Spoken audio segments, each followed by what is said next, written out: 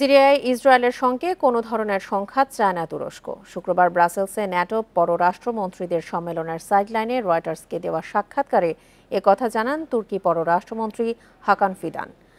এ সময় ইসরায়েলের অব্যাহত বোমা হামলা সিরিয়ার নতুন সরকারের জন্য হুমকি মোকাবেলায় সক্ষমতাকে দুর্বল করে দিচ্ছে বলে মন্তব্য করেন তিনি। বান্ডেল থাকলে প্রতি সেনমানিতে টাকা বাঁচবে। বিকাশ সেনমানি বান্ডেল কিনে জিতুন প্রতি লেনদেনে। সিরিয়ায় ইসরায়েলের হামলা আঞ্চলিক অস্থিতিশীলতা বাড়িয়ে দিচ্ছে বলে মত তার।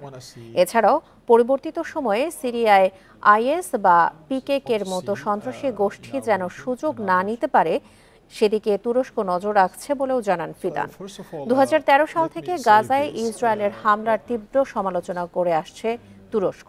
আন্তর্জাতিক আদালতে ইসরায়েলের বিরুদ্ধে হামলায় যোগ দিয়েছে তুরস্ক। পাশাপাশি ইসরায়েলের সঙ্গে বন্ধ রয়েছে তুরস্কের সব ধরনের বাণিজ্য।